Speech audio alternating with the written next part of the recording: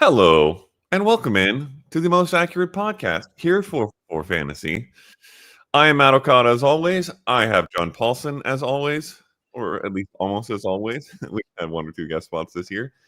It is one game into week 11, which means there are a few games left in week 11. And then we get to week 12, which is for many people the trade deadline. In fact, for some of you, the trade deadline may have already arrived. It really depends on your league. So go check that out because that's important. You might have some moves to make. John, do you have any important moves you have made, are making, or do you have anything else to share this beautiful gray morning here in Southern California? I don't trade a whole lot. I'm only in one league where you can actually trade, and I've been in Wow. it since I think the year 2000. Oh, no. The year 2000, I've been in this league, so it's a long-running league. I think it's been that long, and nobody really wants to trade with me. So I'm gonna, or maybe I'm just too, maybe I'm too difficult. I need to be the clear winner in any trade I'm in. I don't know. But all my proposed trades get rejected, and the ones that get proposed to me seem extremely unfair. So I don't do a whole lot of trading unless there's something obvious to be done. But this is a good time to kind of assess your roster, and if you have some weak spots or want to target some players, look at the hotspots report. We have lots of data now, and we can see rest of season schedule for a lot of different players and sort of sort by the ROS or sort by PO3, which would be a 3-game playoff. You could sort by PO2, which is a 2-game playoff. And you can, if you're really sitting well for the playoffs, you could just target some players that have great postseason matchups, or if you want to target some players that have good to great rest of season matchups, that's a good way to identify guys and perhaps get out of having some guys that have bad rest of season schedules. I saw something on social media recently. I believe it's from Lawrence Jackson Jr. at NBC about how just there isn't as much trading in fantasy anymore. I think some of it has to do with the fact that there's so much analysis that everybody thinks they know best. And so then they also think the other people think they know best, and everyone's just trying to take advantage of each other, and nobody wants to make mutually beneficial trades. But try to make some because they can make the difference. For example, to your point, if you get Trey McBride right now, he plays the Bengals in championship week. So that's like 50 fantasy points or something like that. Where there were not 50 fantasy points was the Jets offense on Thursday Night Football, which we will talk about very briefly because we can basically entirely skip one team, that being the Jets. They were once again awful. Their offense is as dysfunctional as any offense I can ever remember watching in my entire life, which is saying something. Here are the only two questions I will ask you, and we can be brief. One, is Justin Fields someone you're willing to stream? Because he did get rushing enough to put up some fantasy points. Still only 116 passing yards. His passing attack is horrendous. You could say some of that has to do with Garrett Wilson being out. But are you ever willing to roll him out there, or is this like as good as it gets and mostly he'll be worse than this and you don't want to touch him? Yeah, I'm looking at the box score. This is a game that I did not watch a single snap. And I feel like I won the night, along with Travion Henderson, I guess. But Fields, yeah, you look at his box score, 67 yards rushing, touchdown. That's 12 points. And then 116 yards passing, 4.5 yards per attempt, passing touchdown. So he ends up with 20 fantasy points there. Maybe he has 18 or 19 he fumbled. So you lose a point or two for that, depending on your league. But that's a pretty solid outing for a quarterback. Now, you might get this, and you might get no touchdowns, 100 yards passing, 50 yards rushing, and you're looking at 10 fantasy points maybe. I think he's probably a matchup play, but I'm also like, he is, 50-50 to get benched in any game? I mean, he didn't get benched in this one, but like, if Tyrod Taylor is healthy, and I don't know if they're actually trying to win games at this point, like maybe they're just fine with running him out there and losing. I think Tyrod Taylor probably would offer more competent passing attack. But yeah, he's low on weapons and can only run basically. I mean, if he gets 116 and a touchdown, and add that to a nice rushing day, then you end up with a pretty good fantasy day. Do I want to run him out there? Not really. Okay. I won't be ranking him very high because I do think that there's a pretty good chance in any given week that he's going to get benched. Yeah, very fair. Brees Hall was predictably bad against this run defense. Then the other question I want to ask, it's not really about this game, but it is about the Jets, and it's a question a lot of people are asking right now. Garrett Wilson, he is headed to IR. He will miss 4 weeks. Are you trying to tuck him away on rosters, particularly obviously if there's an IR spot available, but more if not, and he's going to take up a roster spot for the hope that he does something for the fantasy playoffs? Or is this whole situation so dysfunctional that you'll just get out from here and go find other players? So playoff, I'm just going to go to the hotspots report and look at his schedule, and it's mediocre. It's middle of the pack for the last 3 weeks: Jacksonville, New Orleans, and New England again. So, and it's a pretty good matchup against New England in the championship game. I don't know necessarily that they will bring him back rest of season. Like, I don't know what the point is. But he's probably too good for me just to cut unless it's a really painful keep each week where I'm actively hurting my team, trying to hold on to him.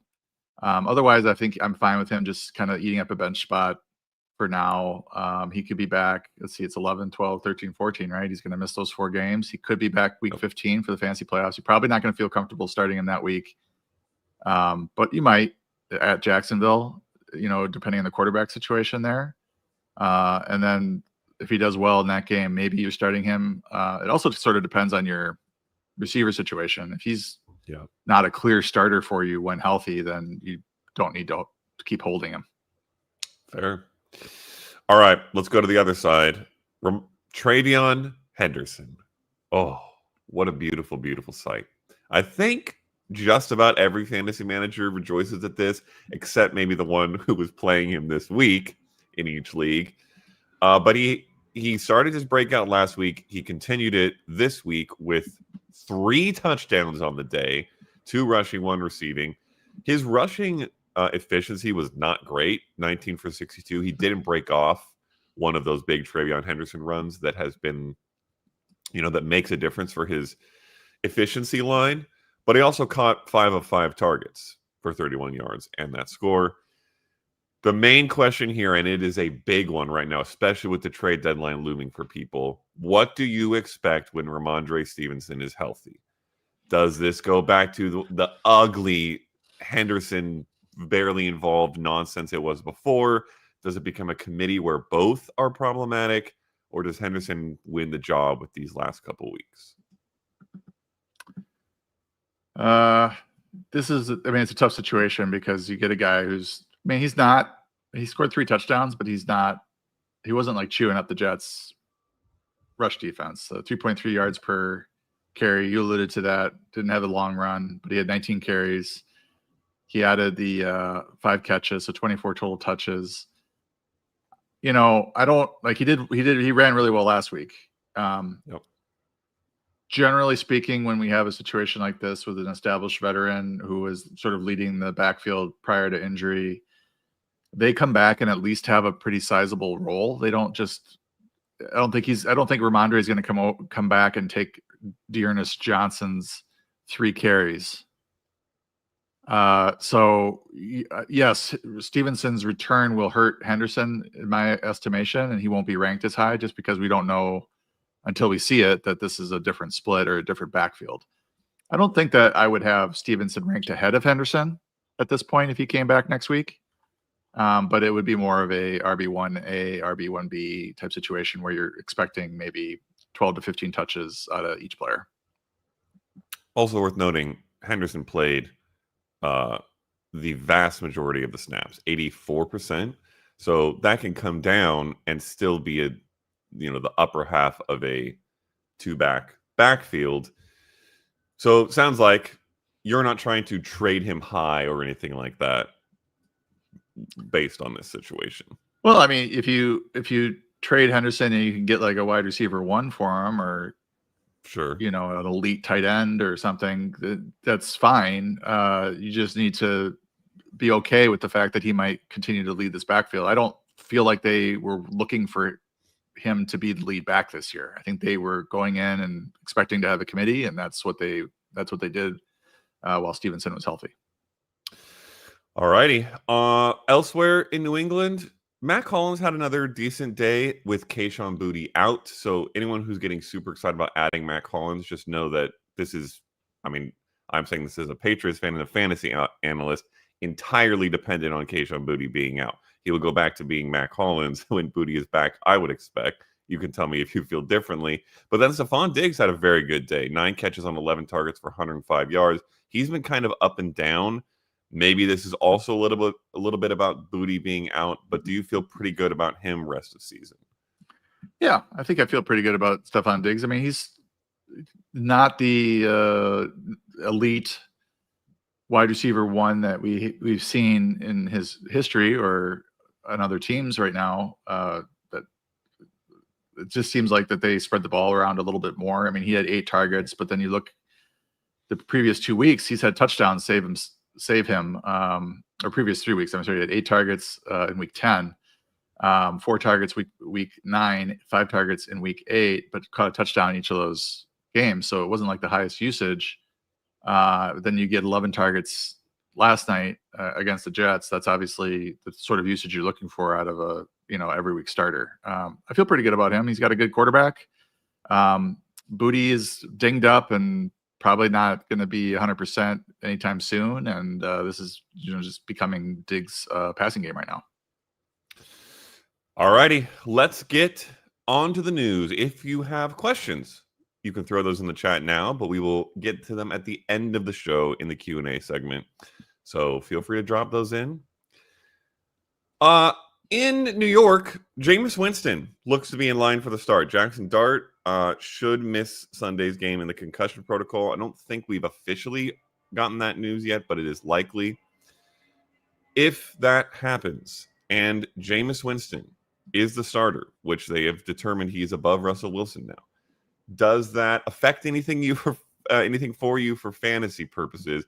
Is he streamable? Does it make you excited about a particular receiver versus another? Well, I think it generally makes the passing game more appealing from a fantasy standpoint than having Russell Wilson fill in for Jackson Dart at this point in Russell Wilson's career. I mean, we've seen Winston time and time again come in and start chucking it around, and like high volume, many mistakes, but also some touchdowns. So as a Packer fan, I'm hoping that this just results in a win because we really need one.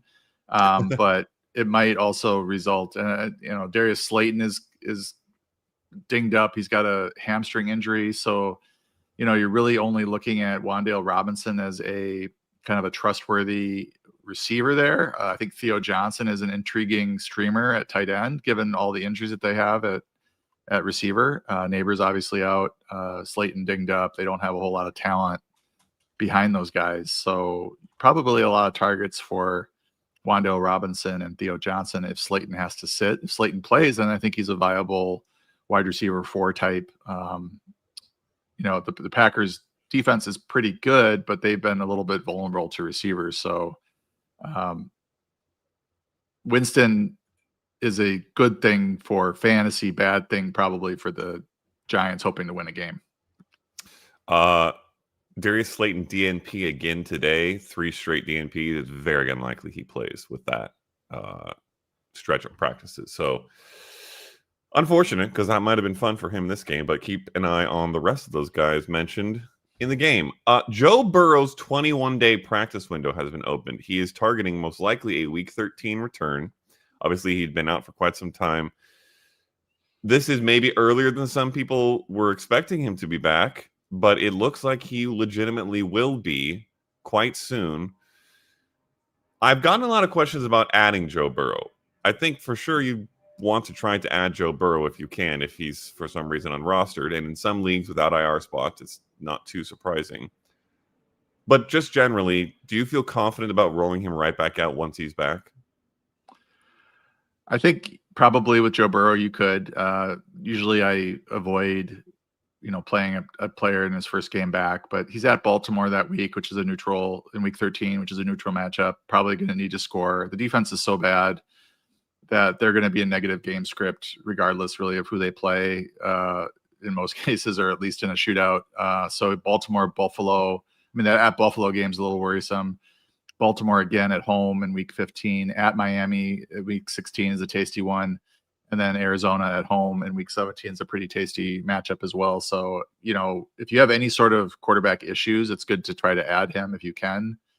But if you're locked in at quarterback and have a guy or have a nice committee that you're kind of rotating through, I don't think it's a must add to bring him back. But he is a top 5 or 6 fantasy quarterback when healthy. That's pretty good. By the way, quickly, I didn't mention it in the Jameis Winston section, but Brian Daboll was fired. Unfortunate. I don't know if I agree with the move, but Giants have a new head coach. We will see how that changes things.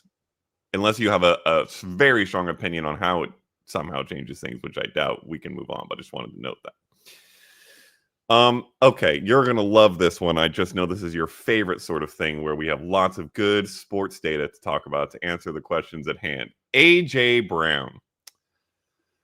Oh, goodness. So to summarize things briefly, he was heard on a Madden stream talking with a player he was playing against about the situation in Philadelphia, saying it was crap, with a different word that starts with a different letter, that fantasy managers who have him should drop him. He was super unhappy. And then apparently he gave a speech in the locker room, like sort of justifying his comments and saying, yeah, we can't be playing like this. The offense is garbage and we have to get better, blah, blah, blah. I know you hate speculation. I know that there's no data to support any answers here, but the people need to know what to do with him, with Devontae Smith out of this, fiasco. What is your take? Do you think it's a super squeaky wheel thing, or do you think he's losing all favor in Philly and we can't play him anymore? Well, I mean, the team didn't score many points against Green Bay. Still got the win, 2 for 13, 3 targets. He's being outplayed right now by Devonta Smith, but that's not like any real knock on A.J. Brown. Like, Devonta Smith's a really good receiver and can get open and has performed really well in the stretches, and would be the number 1 receiver on most teams. So it's not surprising that he's perhaps the number 1 receiver on this team. But if you look at A.J. Brown's game log, he had this game against Green Bay, which was bad. And then he had a bye week prior to that. And then he sat out against the Giants in week 8 with what was his injury there? Hamstring? I think so. And so prior to that, though, he had 4 for 121 and 2 touchdowns against Minnesota on 6 targets. Against the Giants, he had 6 for 80 on 9 targets, which is not great, but it's fine from a number 1, number 2 receiver. And then a couple of bad games, 5 for 43, 8 targets against Denver, going backwards, 2 for 7 and 9 targets against Tampa.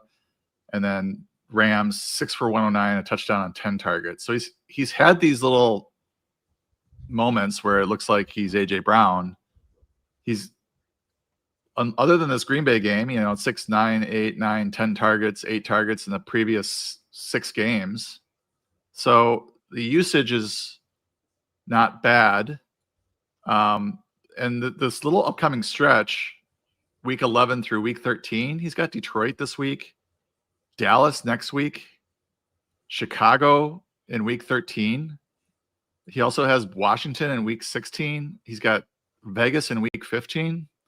Like, it doesn't smell great or doesn't feel great, but it would not be surprising if he has a pretty good little run here rest of season and sort of gets back to his low end wide receiver 1 numbers. I don't think that they throw enough consistently that you can count on it, but given his role, given the targets and his talent, and then given these matchups, things should get better. Okay. Things should get better. I'll buy that. It's worth noting, and I think maybe someone should have a conversation with A.J. Brown about this, there's a difference between target rate and raw numbers. And he is targeted somewhat heavily, 23.6% target rate on his routes. That's 0.1% behind Devontae Smith. But this, like you said, this team doesn't throw all that much. And spoiler alert, they're winning mostly still. So I don't. He seems to think that's not enough to be winning. It's messy, but I like the optimism. It sounds like if someone in the league that our listeners are in is panicking over AJ Brown, that you would be willing to acquire him, maybe because you think things might get better down the stretch. I'm not opposed to that idea. All right, let's move on from this weird, messy situation.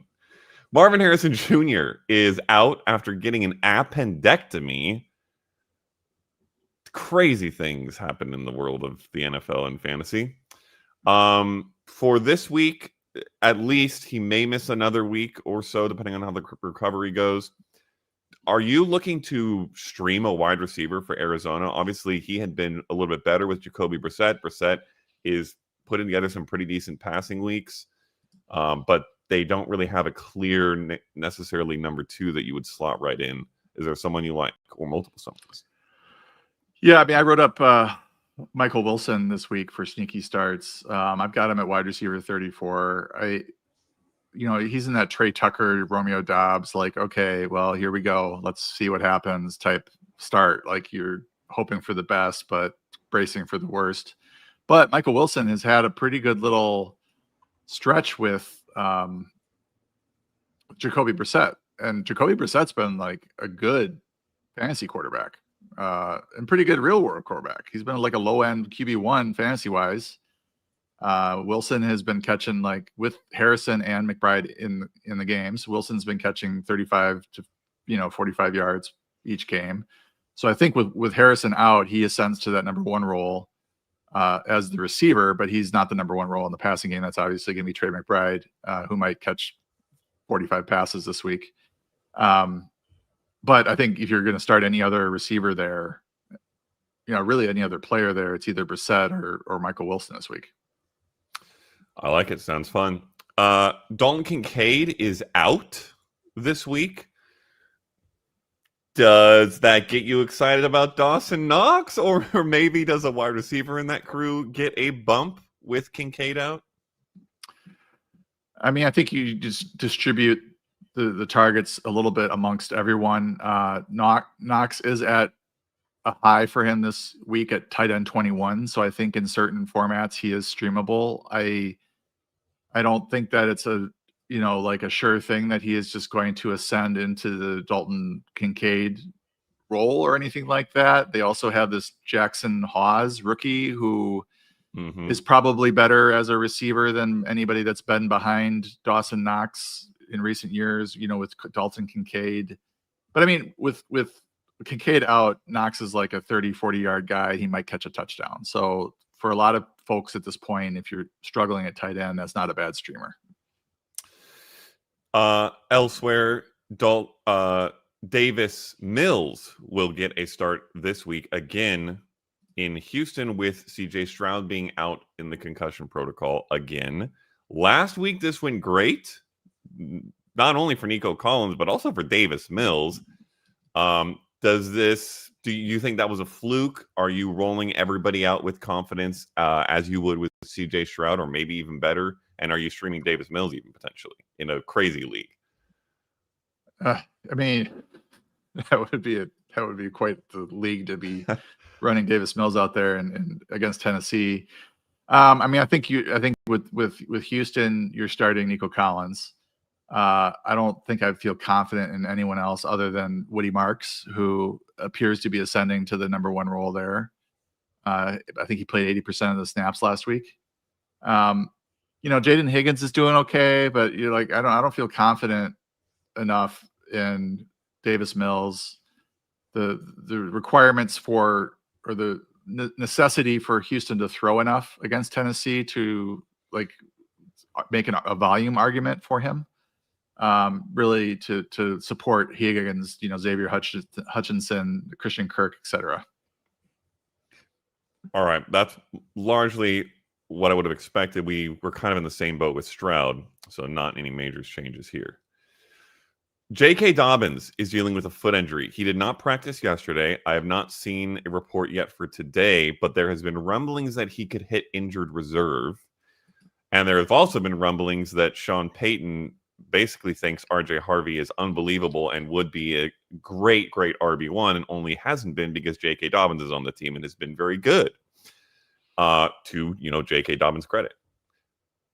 What is your current temperature on this situation? If I don't know if you have an expectation for Dobbins, because I don't know that any of us can do that. But if he were to hit injured reserve, how high would RJ Harvey jump for you over the next month or so? Would you be trying to acquire Harvey now before the move happens? That's not a bad idea. It does this. There's definitely smoke here, and when somebody's like, "Oh, we were thinking about putting him on IR," that definitely means a multi-week absence. I mean, if that's an accurate report, then they're expecting to miss him this week and next week and maybe a third week, and they're trying to figure out, is this going to be a 3-week injury or a 4-week injury, and should we just put him on IR and let him, heal up or whatever? Denver has a bye next week, KC this week, so I do like Harvey this week as like a volume-based sneaky start, but the Chiefs are a tough matchup. So he is going to need to have the vast majority of the touches in order to deliver like RB1 type numbers. I do think there is some chance of that, especially if they get into negative game script, because he is capable of catching a lot of passes. And he does seem to be the touchdown scorer there. I mean, Tyler Beatty will have some touches probably, but I don't think he's going to have as big a role as Harvey had behind Dobbins. After that, they've got Washington. They've got Washington and then they've got Vegas. So it's two pretty good matchups there. Then they have Green Bay with not a great matchup, and then Jacksonville and KC again. So, I think in the short term, he can really help you get to the playoffs. Maybe if Dobbins comes back, now we're not going to have that option to start him. So you just sort of have to bake that into if you're trying to trade for him, like what you're willing to give up. I mean, Dobbins could be back and for Green Bay, Jacksonville game, and now you're looking at a committee again. One interesting thought might be, if you can pull this off, making a move that either, if you have O'Marion Hampton on your bench, gets you Harvey, or if you have Harvey, gets you O'Marion Hampton, or if you need to survive no Dobbins for a bit, get Harvey if you don't have him. But essentially, O'Marion Hampton, we expect, might be back around the time that J.K. Dobbins would be, and you could have a nice little combo punch 1-2 across that stretch, because O'Marion Hampton should be very good when he comes back. In Jacksonville, also, there's a lot of news today, I'm realizing, but we will continue to power through. In Jacksonville, Brian Thomas Jr. is trending towards a Week 11 return. He has missed a bit of time here and there with nagging injuries, but he should be back. Travis Hunter, however, went to season-ending IR with the knee injury. Really disappointing, obviously, for him. Disappointing for fantasy, because he was kind of starting to pick up some momentum before the injury. But we need to know where we're at with this receiver room. Before the Hunter injury, and while Brian Thomas Jr. was kind of healthy, the flip-flop had sort of happened, and Hunter was outplaying Brian Thomas Jr. BTJ also just really has not been very good for most of the year.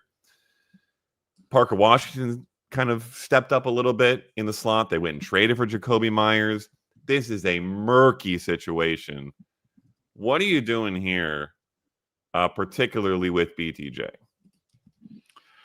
Well, I think he was starting to show some signs of life prior to the injury. I mean, he had a few good games in there. He's been limited these two, Wednesday and Thursday. We'll see what he does today if he gets to play. But I mean, this was deemed a high ankle sprain, so I'm going to have to discount his distributions, his production a bit, trying to play through this ankle injury. I'm not expecting 100% healthy Brian Thomas, so he's going to be lower in the projections than his managers would like. But he will be, I think, startable as a wide receiver 3-4. Travis Hunter being out would certainly help him from a targets floor standpoint once he's healthy and good to go. But I mean, right now we've got Jacoby Myers coming in, and Parker Washington is doing pretty well, and so there are some options there for Trevor Lawrence. I mean, Brenton Strange is also out. Hunter Long was out. Looks like he was limited Thursday. So it's just that they are they're desperate for pass catchers right now. So that could lend itself to an 8 to 10 target game for Brian Thomas if he's able to play that many snaps. If he does go, it could be limited. So there's also that reality. So keep your eye on that situation. A situation we don't have to keep an eye on because the news has been already shared. Brock Purdy and Ricky Pearsall are both starting. The saga has ended.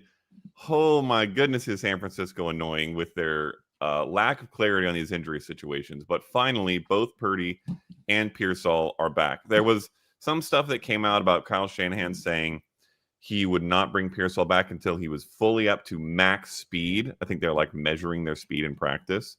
So this would assume that Ricky Pearsall is very, very good to go. And obviously, Brock Purdy sliding back into the role that Mac Jones has been playing mostly quite well. But with both these guys back, finally, what is your fallout for them for fantasy and anybody else in this roster that matters for fantasy?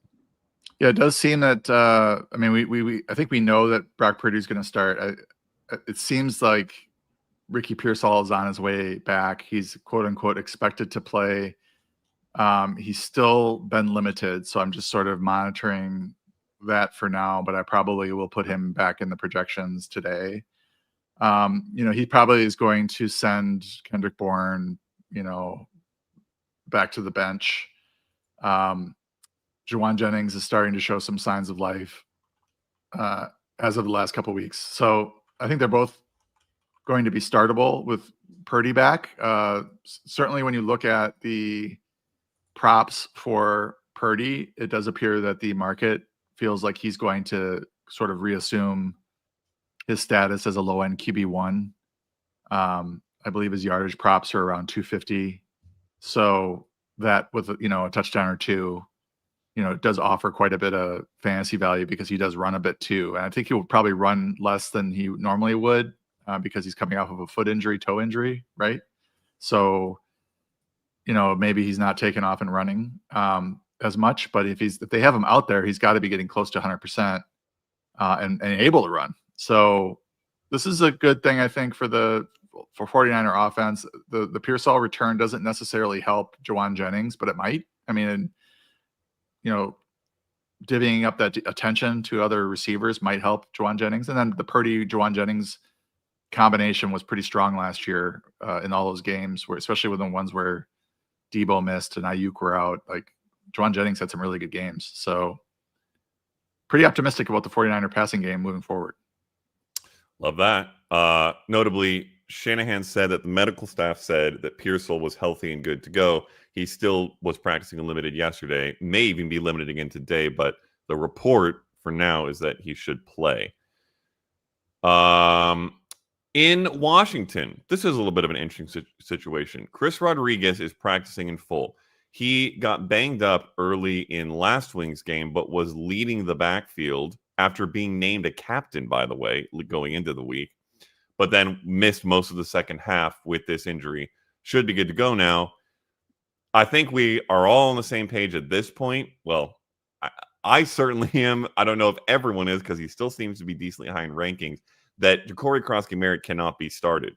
But if Chris Rodriguez is potentially leading this backfield, are you rolling him out in any leagues? Are you rolling him out over Ja'Cory Krosky-Merritt anywhere? Or is this a full hands-off, no interest backfield situation for you? Rodriguez just doesn't offer much as a receiver. So I think in standard formats, he's more viable than like a full PPR format. But I mean, he's averaging over the last 4 weeks, 4.3 yards per carry. Ja'Cory Krosky-Merritt, and this is why this is all happening. Ja'Cory Krosky-Merritt is averaging 2.8. So it's a full yard and a half higher for Chris Rodriguez. Meanwhile, Jeremy McNichols is averaging 5.7 yards per carry, but we won't get into that.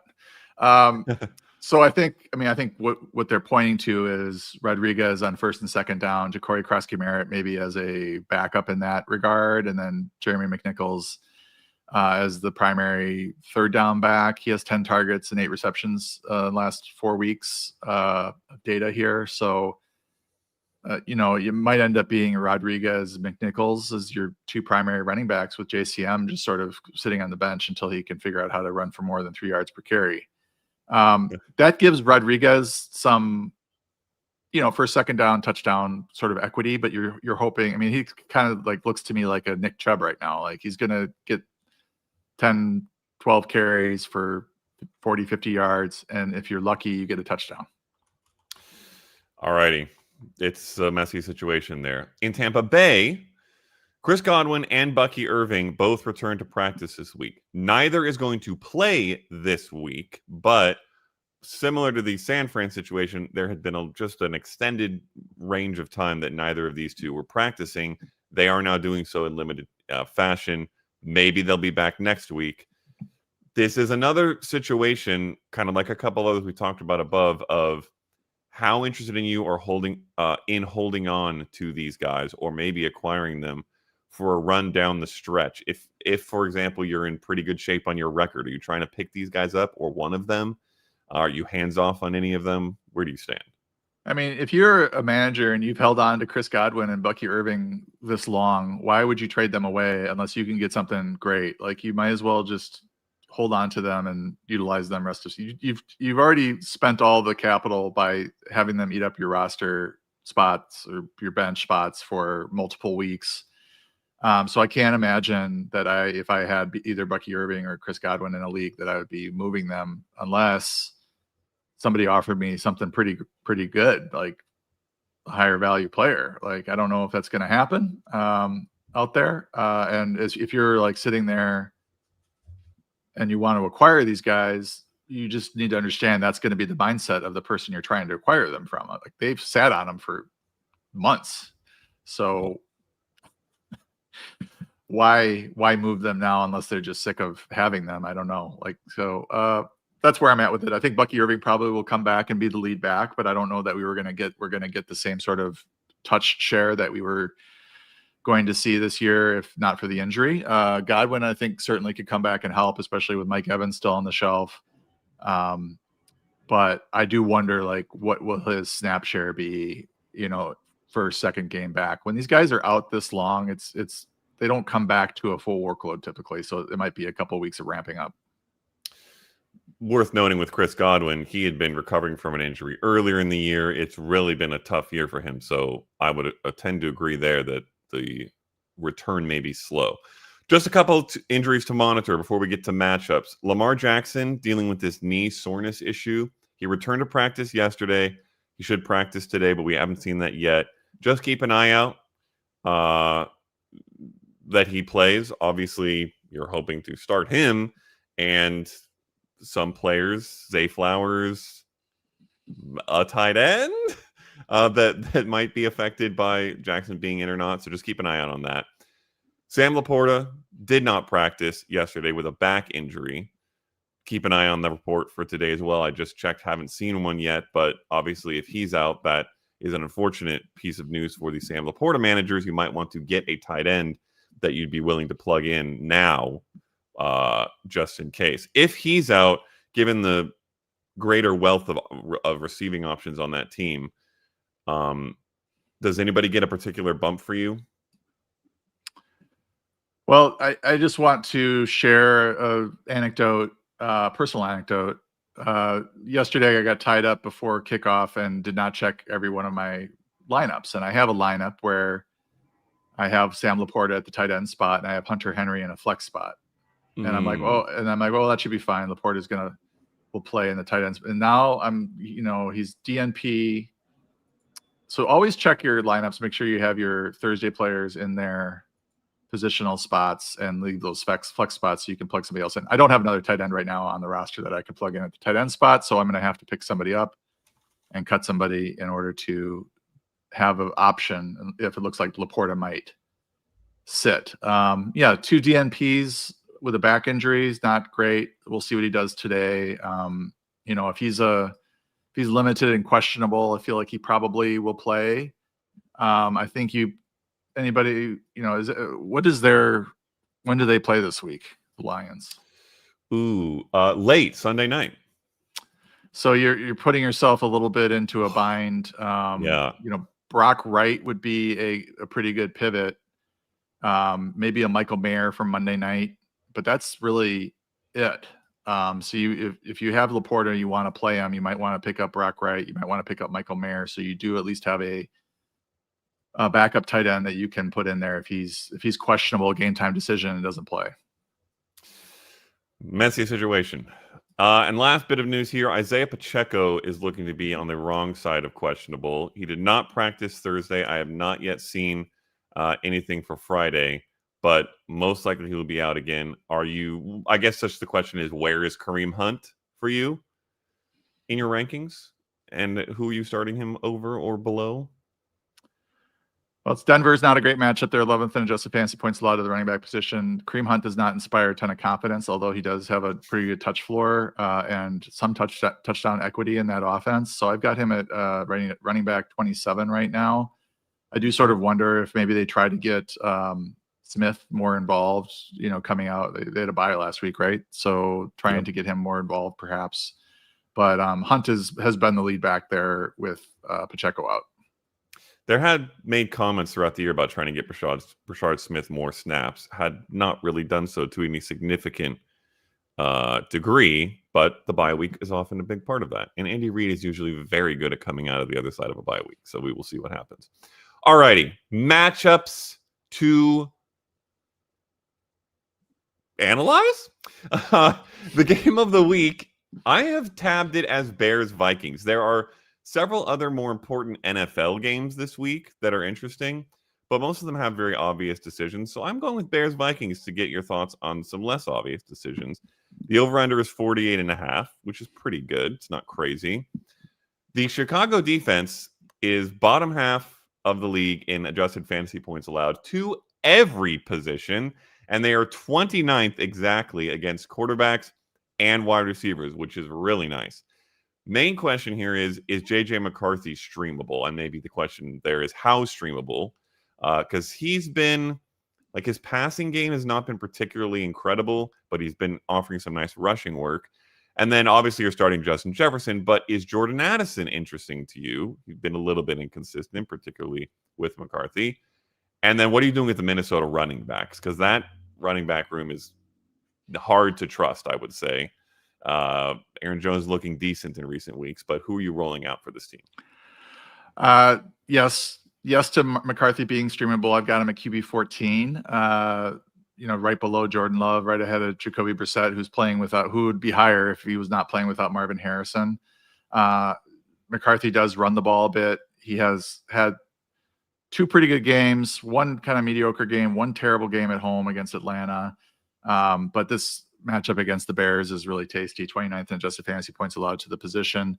Jordan Addison, I think, is startable as a low-end wide receiver 2 in this game. This has certainly got sneaky shootout type. It's not even sneaky. It's a pretty good bet that this is going to be a shootout, especially given the Bears' defensive struggles.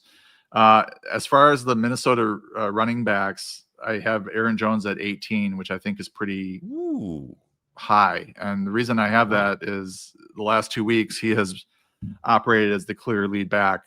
He had 11 of the 14 running back touches before leaving last week's game with injury. So he's moved back into that RB1 role. I think he's the clear lead back. So I would feel pretty confident in him against the Bears. All righty. Roll out Aaron Jones. On the other side of the ball, the Minnesota defense, kind of middle of the road versus the passing game. So the quarterbacks and the pass catchers, 8th against running backs, which is quite good. I assume you're rolling DeAndre Swift out, but feel free to correct me if not. What I'm mainly curious about is who are you confident in this Bears passing attack? Because it has been quite inconsistent.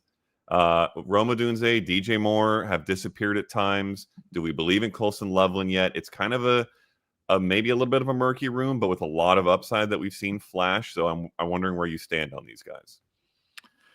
Yeah, I mean, I think Swift's a solid start. It's not a great matchup, but the Chicago running game has been pretty good, especially coming out of the bye a few weeks ago.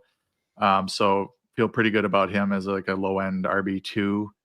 Um, DJ Moore was a DNP on Wednesday, limited practice on Thursday. He had that shoulder injury, I think he had a goose egg last week after a pretty good week the game prior. So I'm a little worried about him. He's ranked, in the 40s in terms of like we got to see. I'd like to see a full practice. I'd like to see him not be questionable in order to sort of rank him back to where he was producing, which was like low end wide receiver 3 type numbers. Feel given Moore's issues, I feel pretty good about Odunze, who came back and had a good game after a little quiet stretch. This game indoors, they're going to probably need to throw on Minnesota. This is a pretty good setup for Caleb Williams and his receivers. But the only one I feel real confident about is Odunze. Okay, I like it. I like to hear it. What about before we move on, Loveland? Because he had that huge game and then he had an okay game. People are probably looking to run him into lineups in some leagues. Are you okay doing that? Yeah, I mean, I think the DJ Moore thing helps him. Komet seems to be taking sort of a back seat to him. If Komet were out, I mean, he was a limited practice on Wednesday, full practice on Thursday. Looks like he's going to be back, but he's not really playing ahead of Loveland like he was prior to, earlier in the season. So Loveland, tight end 14 right now, Minnesota 21st in adjusted fantasy points allowed to the position. So I think he could have a good game. Okay, I like it. The fate of the week, this one was much easier and less competition. The Texans against the Titans. The over-under is 38.5, so 10 points lower. The Houston defense has been terrifying, particularly against the pass, where they are first against quarterbacks and first against wide receivers in AFPA. The question here is quite simple. Are you starting anyone on the Titans in this game? Literally anyone. I'm looking to get out of, starting Tony Pollard. I feel like Tyjae Spears is starting to take over the backfield a little bit, but that doesn't mean that he's going to have a good game. I have Spears ahead of Pollard this week. He's just been better, but I don't have him very high. I've got him at RB29 and Pollard at RB35. So just trying to avoid, if I can, these guys. The only player in this game, there's two players in this game that I would like to start, and that's Woody Marks at running back. I've got him at RB15. Tennessee is 30th against the position. And then Nico Collins, wide receiver 11. Do I want to start anyone on Tennessee? No, I can't think of anybody that I want to start. Okay. Well, that covers it all. It's very simple. And also very worth noting the Woody Marks over Nick Chubb thing. Like you said, the snap share has been shifting. Woody Marks has largely looked better. Chubb has been decent, but it's a Marks game here. In deeper leagues, would you potentially play both, given how bad the Titans' run defense is? Could you see yourself moving Chubb into a lineup also, or not really? Well, I've got him not at in the same lineup, ideally. Yeah, I mean, I've got him at RB28. So he is sort of an RB3 that could pop in for 50, 60 yards and a touchdown if he breaks a couple runs and they give him a goal line carry. But it does appear that Marks is taking over the backfield. But although I think we've seen this before, and they, the next week they went back to the split. But at this point, it does look like Marks is the lead back there. All righty. Let's get to positional matchups, and then we will tackle Q&A. At quarterback, there are quite a few interesting, good matchups for streamer-level quarterbacks. So I will lay them out for you, and you maybe tell me the order that you like them for teams who are maybe looking to pick up a guy and stream. Some of these guys may be rostered. Joe Flacco and Jordan Love, probably the two biggest offenders there. Joe Flacco gets the Steelers. They are 27th in AFPA. He's been amazing. Jordan Love gets the Giants. They're 24th in AFPA. He has been inconsistent, but his inconsistency typically lines up with his matchup, and this one is good. And then you've got Marcus Mariota at Miami, but it's not really at Miami. It's against Miami in Madrid. They're 23rd in AFPA. Aaron Rodgers gets the Bengals, who are 31st. We all know at this point of the year what the Bengals are. It's Aaron Rodgers, so curious how high you've got him.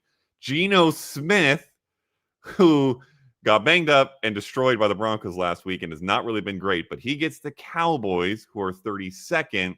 And Tua on the other side of that Madrid game, Tua Tagovailoa gets the Commanders, who are 28th. So there's some guys we would typically not even consider that have amazing matchups, and then some other guys as well. How does this list fall out for you? I think you named them pretty much in the order that I have them ranked. Tua is slightly ahead of Geno Smith, but Rodgers is ahead of Tua right now. Mariota ahead of him, Love, and then Flacco at 13 and 12 respectively. So, I don't have the utmost confidence in Jordan Love right now in this offense. It seems kind of dysfunctional and broken, but we've seen this before with them, and they come back out and have a good game. He was great against Pittsburgh in prime time, and then kind of came out and had a couple clunkers at home against Carolina and Philadelphia. This is a much better matchup, and I think you mentioned this multiple times that he has been a player that does well in good matchups and not great in bad matchups. So there's some optimism there, and then you broke it down. I mean, Marcus Mariota, decent start against Miami. Aaron Rodgers has a great matchup against Cincinnati. You're not expecting a world beater type game from him, but he should have a pretty easy path to 230 yards and a couple touchdowns. Tua, Washington's defense is terrible. And he has had a couple good games recently. And Geno Smith against the worst pass defense in the league at home in the Dome should find the going easy for him to get to a couple touchdowns as well. If someone's been relying on Jackson Dart, would Jameis Winston fall below everybody on this list as a 1 week stream? Yeah, I mean, I've got him at quarterback 16 or 26. I'm sorry, quarterback 26 below Trevor Lawrence. Okay. No trust. The Packer defense is pretty good. And if the offense can do anything, then it'll make this defense look even better, because right now they're just having to play a lot of defense because the Packer offense is not moving the ball and scoring. So you like your fantasy defenses to play on teams with good offenses, because that puts the other team in position where they need to try to catch up. A lot of dropbacks, a lot of passes, and that's how sacks and fumbles and interceptions happen. So Winston, good for his receivers, but I don't know that he's going to be a good fantasy quarterback this particular week. He could. I mean, he might end up throwing for 300 and a couple touchdowns with a couple interceptions. And if your league doesn't penalize too much for interceptions, then that's not too bad. That's classic Winston. On the bad side, some very notable, typically startable names with pretty tough matchups here. Baker Mayfield gets the Bills, who are 8th in AFPA. There may also be some weather concerns there. Bo Nix gets the Chiefs, who are 6th in AFPA. He's been another somewhat inconsistent fantasy play. And then Jared Goff, we largely know what Jared Goff is. Someone you like to start at home. You like to start in the soft matchups. He gets the Eagles, who are not a soft matchup on account of their 3rd in AFPA, and it is in Philly. So I'm guessing you don't love him, but where do these guys fall for you? And who in the list above gets over who in this list? I'd be curious to know. Yeah, I mean, Goff at 22. When I first ran the numbers, I was like, well, that's really low for him. But then you just look at it, and it's like, well, I think I'd rather start Geno Smith at home against Dallas. I'd rather start Tua, at home, or not at home, but against Washington. Rodgers at home against Cincinnati. I mean, these matchups are soft, and these aren't bad quarterbacks. They're not. I mean, Goff is the better quarterback and the better offense, but you're also talking about the third. The Eagles are 3rd in adjusted fantasy points allowed to the position, and this is the tough road matchup that we tend to bench Jared Goff. Now, Baker Mayfield's another issue. His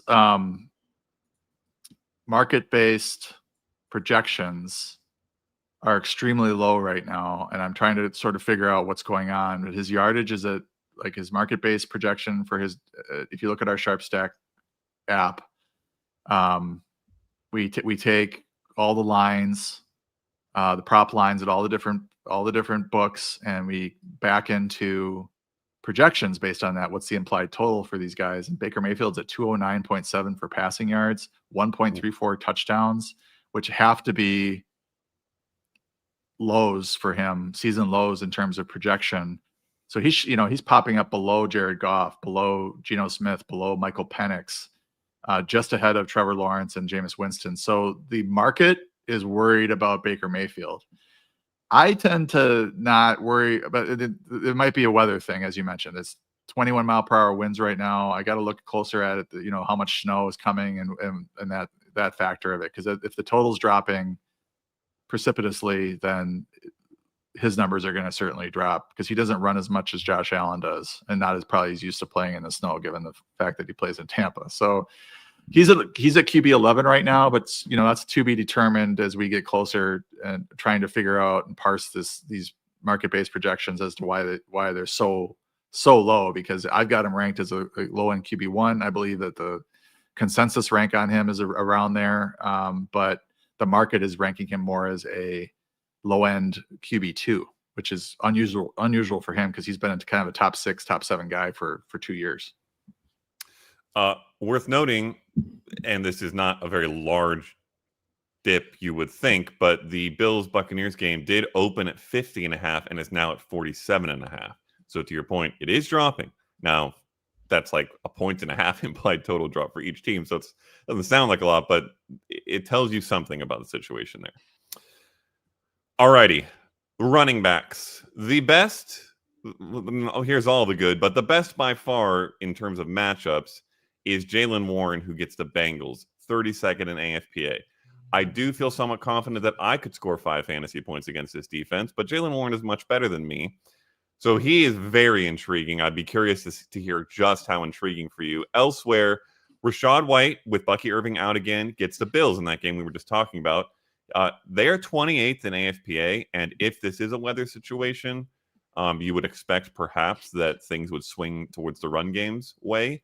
And then David Montgomery, who's been rather inconsistent, gets the Eagles, who are interestingly 23rd in AFPA. If Goff is struggling, you wonder if they go that way. But Jahmyr Gibbs has also been doing a whole lot lately. So where do these guys fall for you? Warren, you underlined it. This is the softest matchup for a running back in the league. He's at RB9 and a half PPR. Oh. So I definitely would. And they're also talking about how he should get more work. So that things are lining up for him to have a really nice day. And I think Rachaad White is a different story because of the Sean Tucker situation there. The last game that we saw them both, White had 10 carries for 38 yards.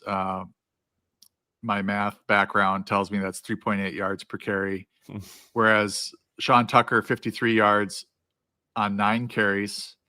That tells me, just using my intuition here, that's over 5 yards a carry. Snaps were 72% to 32%. Rachaad White dominating the catches and targets 5-1 in terms of receptions. So while I do think that Rachaad White could have a good day, it is a very soft rush defense. And he, his first few carries might end up deciding what sort of day he has, because they may or may not work Tucker in as much as they might otherwise if he struggles on his first few carries. So I think we are going to see a timeshare to a certain degree with Tampa this week. And I think Tucker is sort of a deep league sneaky start, RB3 flex type if you are in dire straits, because he could have a nice day. Rachaad White should also have a nice day if he does see his 10 carries and another 5 or 6 catches. But I'm not as confident in him as I am with Jaylen Warren. Montgomery has been kind of being pushed out of this backfield a bit. Last 2 weeks, not too bad. 24 rush attempts for Gibbs, 26 for Montgomery. Last week, maybe a little bit of a different story. 15 and 15. I guess it's fairly close there with the touches, but if you looked at the yardage, it was 142 yards for Jahmyr Gibbs and 71 for Montgomery. I think Montgomery got some of that in garbage time as well, down the stretch. So not as confident in him this week against Philly. If they're in negative game script, they won't probably work him in as often as they do Gibbs, since they need breakaway runs, they need big plays, and Gibbs is the better running back and the more dangerous weapon. You would assume even if the Lions are in a decent game script, they're not going to be in a run out the clock game script against the Eagles, who are favored in this game. So good point out there.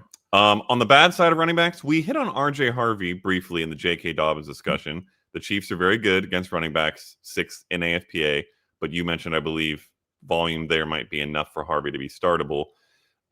Elsewhere, though, the Giants' backfield that feels somewhat unclear. It's been a little messy in the 2 games since Cam Scadaboo went down. Tyrone Tracy, Devin Singletary get the Packers, who are 5th in AFPA. That's yucky. I'd be curious if either cracks starter range for you.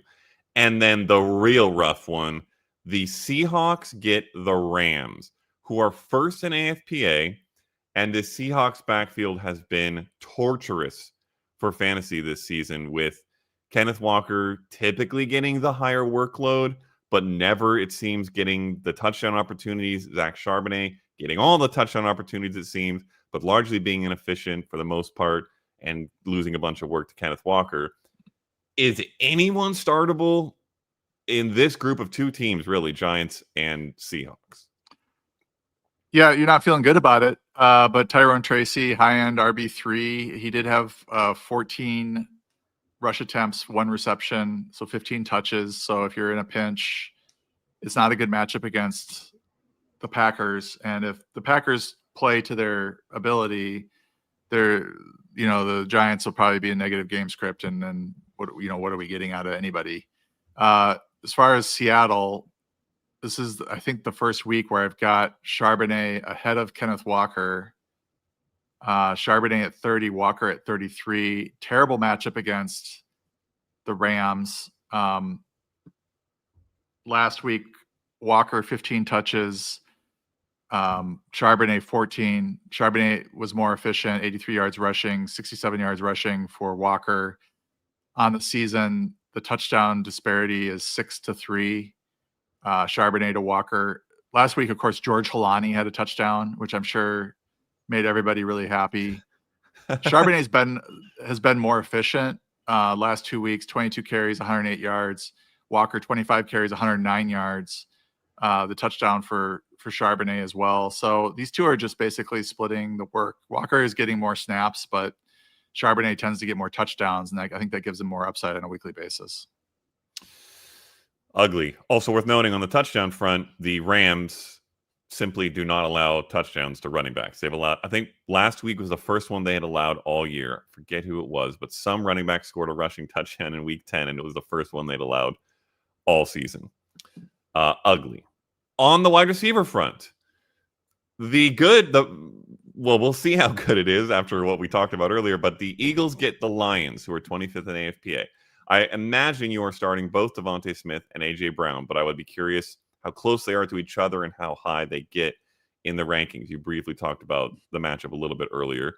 And then the Steelers wideouts get the Bengals, who are 24th in AFPA, and we talked about Aaron Rodgers above, but they've been very inconsistent and hard to predict. Even DK Metcalf not getting the run we would like to see. Do any of them raise your excitement? And then the Raiders wide receivers get the Cowboys. Same thing as Geno Smith. I don't know that you like any of these guys in any typical matchup, but it's the Cowboys. So who cracks lineups for you, if any? Yeah, I mean, I think in Philly, Devonta is right now at 16. AJ Brown is at 17. I'm sort of thinking a squeaky wheel situation with AJ Brown. I mean, that might change as I look at these different weather situations, and as things, sort of continue to progress heading into the Sunday's games. Pittsburgh, DK Metcalf, wide receiver 22. I think you have to, in most cases, run him out there in this soft matchup. We are expecting a pretty good passing game from Aaron Rodgers, and the tight ends probably will do, or at least Pat Freiermuth, I think is pretty good play, but I would think DK Metcalf would have 6 to 8 targets in a really soft matchup and be able to produce.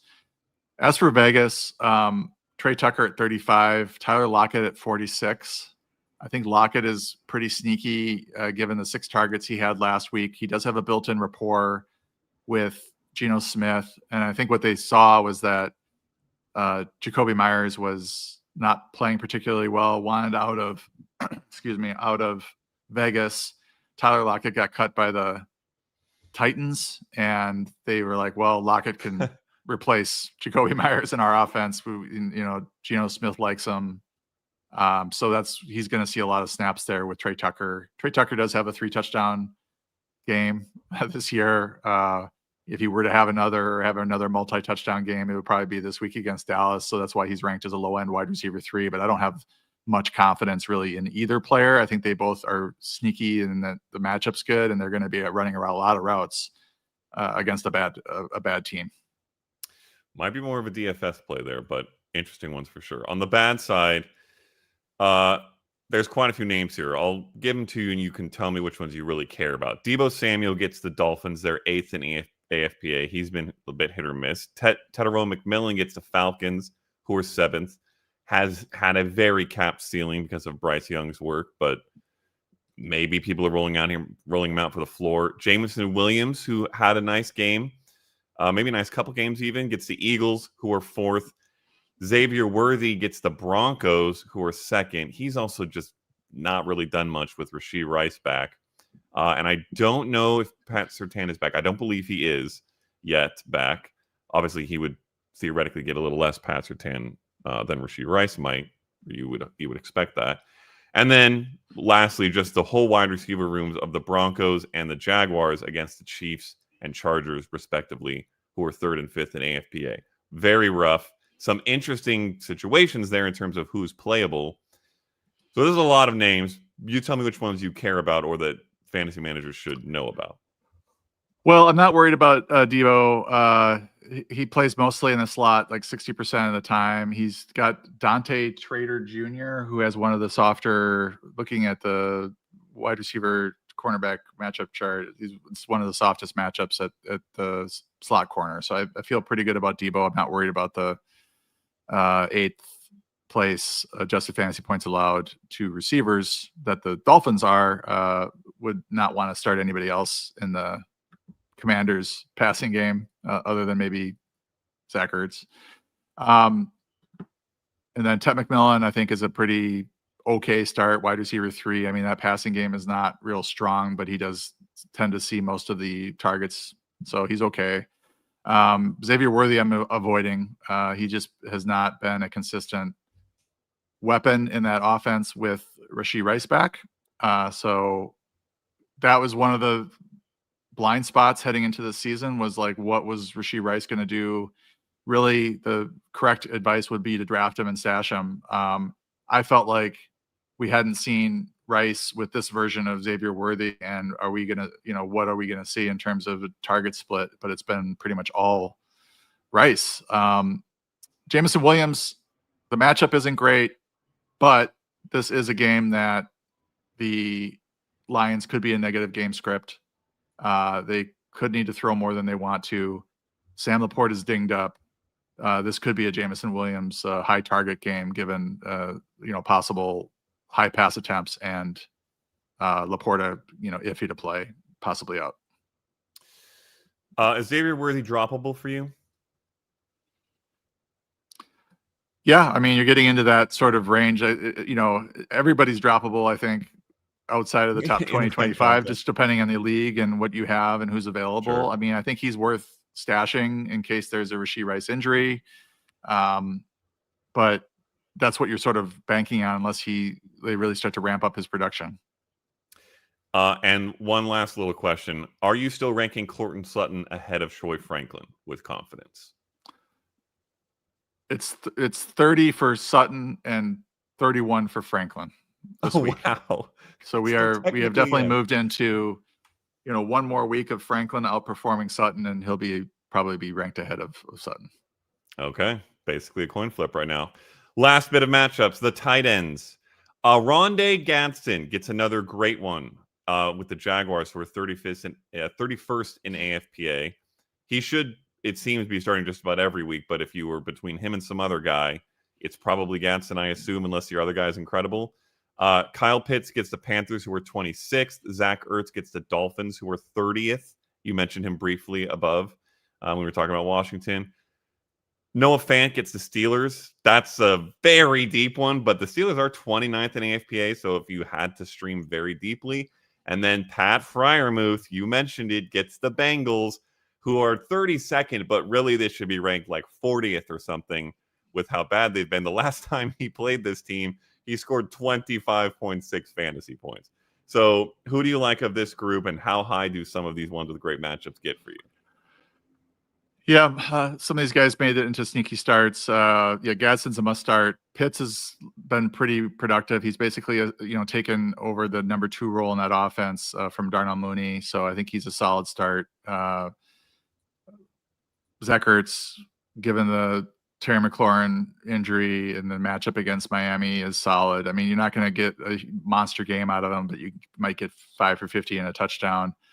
Fryermuth obviously had that huge game last time against Cincinnati. Usually when a player goes completely off like that, the defense will focus more on them. And, maybe he does. I mean, I have him at tight end 20, so I think he's a decent start and not a bad streamer given the situation and given the matchup. But, it wouldn't shock me if Jonnu Smith's the one that has the better day just because things shift his way. And Noah Fant, I do have ranked fairly high, tight end 23 for him.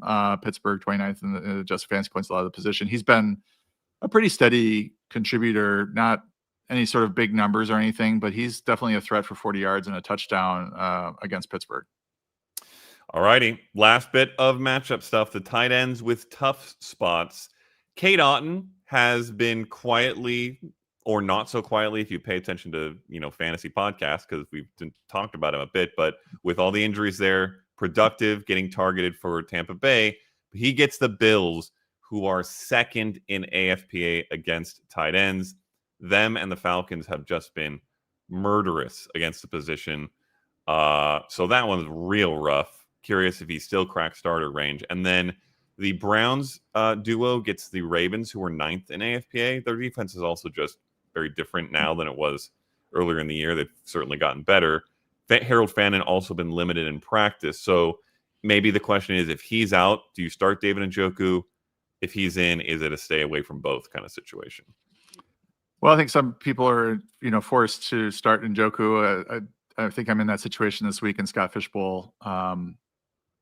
This could be with Baltimore playing better, they could be a negative game script for most of the game and some extra pass attempts. So I think they're startable. They're not exciting starts, but given their role in the offense, it's pretty significant. Cade Otton is another story. 12 targets last week, 5 the week before, 9 the week before that, 6 the week before that. So like in the last 4 weeks, 6, 9, 5, and 12. It's hard to find that sort of usage in the tight end rank. So he is ranked as a starter for me at tight end 11. Again, this is a game that Tampa might fall behind, and we see some extra targets floating around. They've got Egbuka, Tez Johnson, and Cade Otton right now, and those are basically the 3 receivers that they throw to with any sort of significant basis. So I think it's, given that, he's certainly startable, even if it's a bad matchup. All right. I like it. That is the matchups. We will get to Q&A. As a reminder, if you asked or have any just straight start-sit questions, should I start this guy over this guy? Go check out John Paulson's rankings on 444.com. You can get them in any format, pretty much, and you can find out quite easily what the answer should be. But we will tackle here several trade questions with the deadline coming and various other this guy, rest of season type questions. And we will try to be probably quickish on analysis because there's a lot here, and we've gone quite a long time. Super nice. 8022 says, hey guys, full PPR, 4 and 6. Should I trade Egbuka for Jaylen Warren?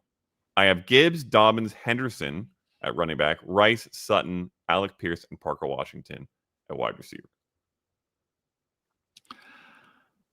I probably would not. I probably would stick with Gibbs and Henderson as your starters and hope that Henderson remains the lead back in New England. Rondé Stevenson's dealing with a toe injury, so those things tend to linger, and he may remain limited and be out for a while. And the reason I say this is that your receiver room is not the strongest in the world, so I would stick with Rice and Egbuka, and then probably be playing Alec Pierce when he comes off of bye, or Sutton, depending on the matchups and how things are going. But I think you're standing pat is probably the better move for you. Yeah, I don't like the just overall downgrade in fantasy production either. I think Ibuka is better than Warren. If you could do Sutton for Warren, I might be a little more interested. I don't know if the other manager would do that. But still, to your point, the receiver room is quite shallow. So I don't know if this is exactly the type of move you want to be making. Briefly, Leaving asked this question. We were talking about Garrett Wilson, and I'd be curious on this player and maybe a couple other similar players. Just rest of season, would you rather have Trey Tucker or Garrett Wilson at this point? I would maybe throw in names like Parker Washington, Jerry Jeudy's, guys who might be contributing over the next month. Like, what kind of guys are you? Well, you can ask or answer Trey Tucker specifically, but dropping Garrett Wilson for essentially. I mean, how are you looking for the playoffs? If you're not doing well, you need some win. You need to string together some wins here to even make the playoffs, or get into contention. Then it doesn't make sense to just hold on to Garrett Wilson and have him eating up a roster spot when there are other players that could perhaps help you win some games. If you're looking good and you're the number 2 seed or number 1 seed, and you're sort of getting your roster ready for the playoffs, then it makes sense to hold on to a Garrett Wilson, hopefully to get that upside in the playoffs. I don't know that it's necessarily going to pan out, but he probably is more valuable to you, a team like that's already in good shape, as opposed to one that's needs to string together some wins. Agreed. Matthew Wilkins asks, I want a better QB. I have Darnold, but I want to trade Breece Hall as well. Is there some package I can make? Okay, well, this is a very loose question, but essentially, it sounds like moving Breece Hall and Darnold for a quarterback. How good does that quarterback have to be to give up Breece Hall, essentially? I've got Darnold at QB 17 rest of season, just below Brock Purdy and Jordan Love. You could maybe argue that he could be a few spots higher, just given his, production. But if you wanted to package him with a Breece Hall, who is like a RB2, low end RB2, we were worried about his production, Matt, if I remember correctly, and he had a good game 2 weeks ago, and then a quiet game in a tough matchup against New England this week, but he's still the primary back there and still getting most of those touches. So that's valuable. So Darnold plus an RB2 is probably worth some QB1. So there might be a team in your league that's got, Justin Herbert and Dak Prescott or something like that. And you might want to make that offer to them to see if they would want to take on Darnold as their backup and have another starter at running back to give up their backup quarterback. Yeah. I agree that what you want to target is a team with a 2 quarterback situation, because I don't know that anybody's going to be giving up a great option only to get Breece Hall. Also, for what it's worth, kind of piggybacking on what you said about Breece Hall, I don't know if I'm trying to trade him away at this point. If anything, I might want to acquire him off of that Patriots game, because like I said in the intro, this was an expectedly bad game for Breece Hall. The Patriots' run defense is the best in the league. He is the offense right now. And I think most weeks, even if he's not super efficient and doesn't score a ton of touchdowns, will be pretty productive. So I'm not against trading him away, but I would want to get a very high-end QB1, like John mentioned, maybe someone in the top 6 or 7. Bryce Long 6491 says, Rome Odunze or George Pickens rest of season? Let's see here. I've got Pickens at 13, Odunze at 15. So it's kind of a coin flip. Rest of season schedule favors Odunze a bit. DJ Moore a little bit dinged up, but I sort of lean Pickens. Yeah, I think I probably do as well. Pickens has been more consistent. Rome just has these weeks that he kind of disappears. Maybe that changes with DJ Moore banged up, but don't know that that's going to be a long-term thing either. So both are great. If this is a trades question, which I assume it would be because you're not dropping either of these guys, I think it's probably Pickens by a hair, but it's a small hair. Samuel Burks, friend of the show, says, does Pacheco look to be a better or worse pickup than Zach Charbonnet or Travis Etienne currently on his roster for the rest of the season PPR league? So are you dropping one of these guys to pick up Pacheco? I don't think so. I think Charbonnet is he's probably got same value as Pacheco when Pacheco is healthy, and Pacheco's not healthy. You also have pretty significant attrition upside with Charbonnet if Walker were to get hurt. You'd have an RB1. And Etienne, he's an RB2 right now. So I wouldn't make a move for Pacheco here with this crew. Yeah, I don't have the numbers all exactly in front of me, but I would guess Pacheco and Zach Charbonnet are very, very similar in terms of their carries and touches and yards. But Zach Charbonnet is scoring touchdowns, and Isaiah Pacheco has one on the year and is currently hurt. So crazy as it might sound, because you would expect Pacheco to be the one and Charbonnet to be the two, I don't even know that that's particularly true, and I would much rather roster Charbonnet. I think that's the right call here. Keep both these guys over Pacheco.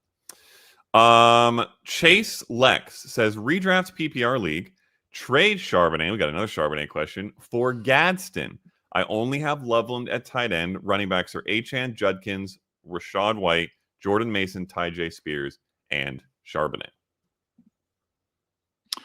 I mean, you're leaving yourself with fewer stokes in the fire at running back, because you got some guys like White, Mason, Spears, Charbonnet, who are attrition backs that could work, could with one injury be back into the RB1, RB2 mix.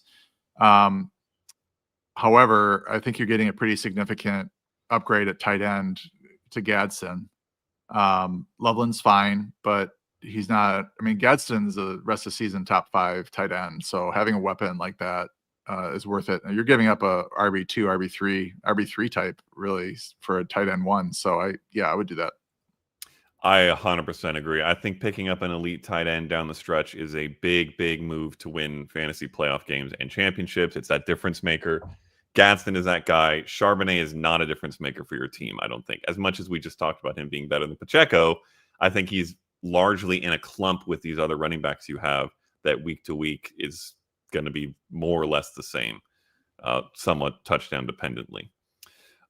Before we move on to the last question from Not Dallas, Samuel Burks had another question that is about Gadsden. So let's briefly touch on that. He has a stretch of bad matchups coming up, says Samuel Burks, starting next week. And my backup is Hunter Henry. Should I consider adding another backup tight end? Mark Andrews, maybe?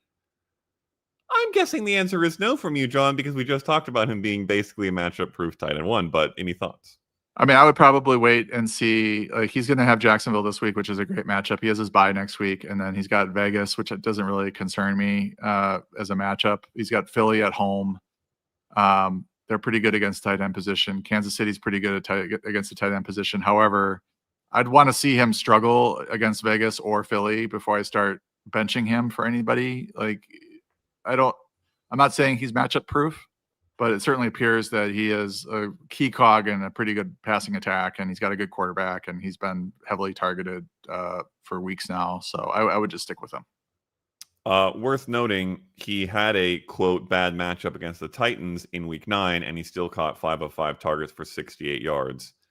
That's quite good. And that's 9.3 fantasy points and half PPR. Doesn't sound incredible, but if that's your floor as a tight end, you're feeling pretty great. Granted, last week his floor was lower than that, but tight ends will have bad weeks. All right, last question from Not Dallas, 3084. I'm curious what city you are then. Should I trade Ashton Genty, for Lad McConkey and RJ Harvey? My RBs are Gibbs and Bijan, so Genty is a flex. I like this move. If you want to roll the dice that the Dobbins injury keeps him out 4 weeks or longer, I'm not saying you're getting a 1-for-1 trade with Genty and RJ, because you might for the next month, but obviously rest of season value is higher for Genty, but you're also getting a Lad McConkey to really shore up your receiver room. So I think I like this move. Yeah, I would agree. I like it quite a lot. There is a non-zero chance that somehow the Raiders figure out their offense and Genty becomes amazing, because he is so heavily involved in that offense and has just been kept down by how bad it is. But to me, that chance is very small. I don't see the Raiders suddenly turning this thing around. They're not the Jets bad on offense, but it has been pretty ugly. So I don't know that he suddenly becomes the high-end RB1 we drafted him to be, which means the gap to RJ Harvey's not that big, which means you're largely picking up a borderline wide receiver 1, which, by the way, McConkey has been the wide receiver 8 since kind of he came back to being the number 1 after that first month of the year where Quentin Johnson was taking away all his everything. So I think it's since week 5, if I believe, is the turnaround point for that. He's been the wide receiver 8 in points per game and half PPR. So he's been very, very good. You're getting that essentially for free. Or if you call that the even move with Genti, you're getting Harvey for free. So I like the move in general. That is it. We will close shop there.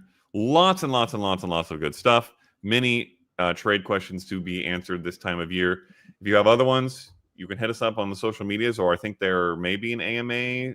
Is there an AMA coming still, John? Okay, well, there you go. Today at noon Pacific, I will be answering more questions in the Discord. Roll into the Discord. And my Discord trade AMA that I do every Wednesday next week will be the last one of the season because of the trade deadlines. So if you have any final moves you want to ask about making, you can hop in the Discord for that. Get in the Discord. Get in the 4for4 Discord. There is a gazillion good things in there worth monitoring. Any final thoughts, closing comments before we sign off, John? No, thank you for listening, and good luck with your Week 11 matchups. I wish for everyone that their lineup decisions all work out for them. Yep. And if you have a tight end in your flex spot after Thursday Night Football when he played, condolences to you. No offense. Okay, we'll sign off there. Good stuff. See you next week. Adios.